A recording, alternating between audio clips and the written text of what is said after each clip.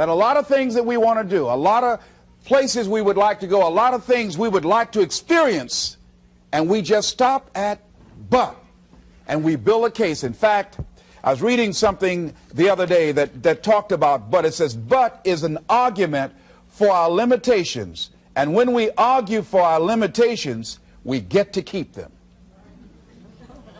See, but will cause you to procrastinate, but will cause you to hide out behind fear, but will cause you to come up with all type of excuses that you can validate your inaction and not acting on your dream.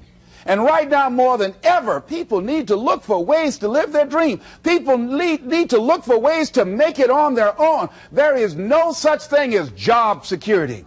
There's no such thing as a storm-proof or tragic-proof life.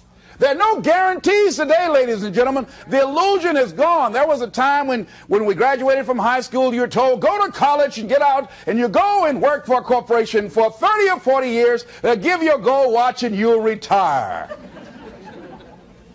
Special announcement, that day is gone. That day is gone, never to return again. So instead of people living in fear, feeling stressed out, feeling powerless, feeling like victims, I think it should be a time that we need to begin to look at ways that we can become an active force in our own lives. Look at ways when we can decide to take charge of our own destiny. Look at ways when we can decide to design a life of substance and begin to truly live our dreams. And it's time for people to decide, I'm ready to get on with my life. Shake somebody's hand on your right and left. A guy named Bob May said this, don't let nobody turn you around. Do that right quick.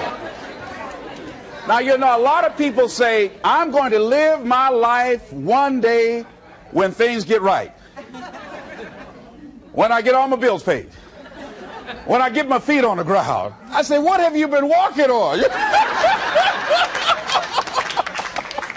See, there are no problem-free moments. A guy named Dimples had a record one time called, If It Ain't One Thing, It's Another. And I say, if it ain't one thing, it's 12 others.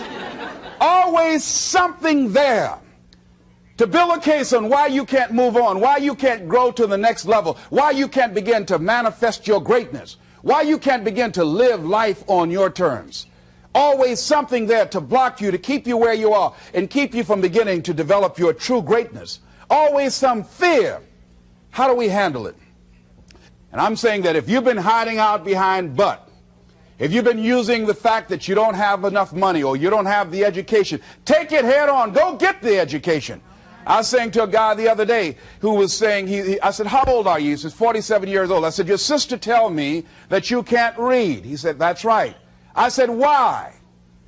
Well, you know, I didn't go to school. I said, excuse me, how old are you?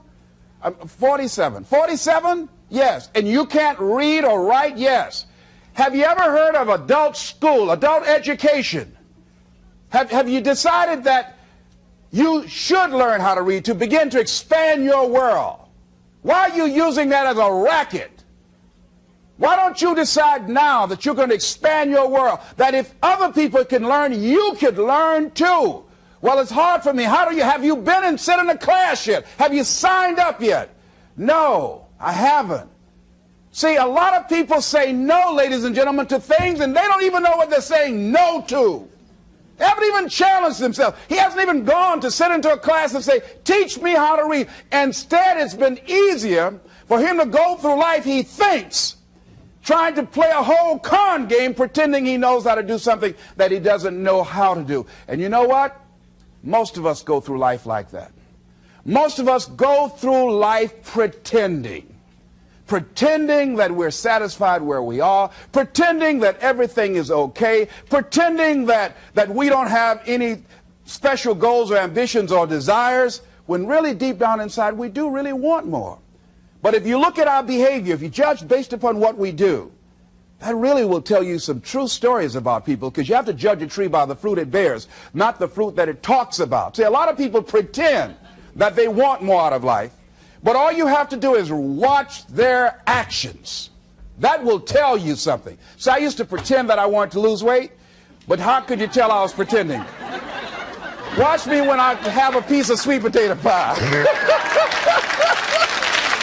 Let me get within walking distance of some peanuts, some potato chips. See, I was pretending that I really wanted to lose weight. No, all you do is watch what I eat. I tell you what I'm seriously committed to. People tell you, oh yeah, one day I want to have a restaurant. See, they're pretending they want to go into business for themselves. They're not serious. How can you tell, Les? Watch their actions. Watch what they're doing.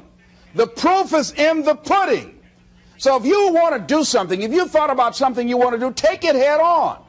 Decide that you're going to start looking at it, start doing research on it, start tackling it, start becoming involved in whatever and wherever it might lead you to begin to explore the possibilities in that particular thing that you're seeking so that you can begin to learn all you can about it.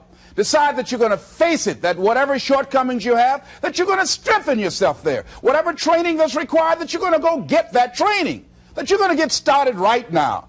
And George Washington Carver would say, do what you can where you are with what you have and never be satisfied. S.B. Fuller used to say, and you heard Joe Dudley talk about, always strive to be more than that which you are. Yeah, don't get satisfied with yourself. Always know that wherever you are, you can enjoy more, that you deserve more. But most people, you know what they do? Most people go through life quietly and safely tiptoeing to an early grave. Find out what it is you want and go after it as if your life depends on it. Why? Because it does. People that have found their passion, people that found the things that they love, people that have found the things that they can pour their lives into, those people live long.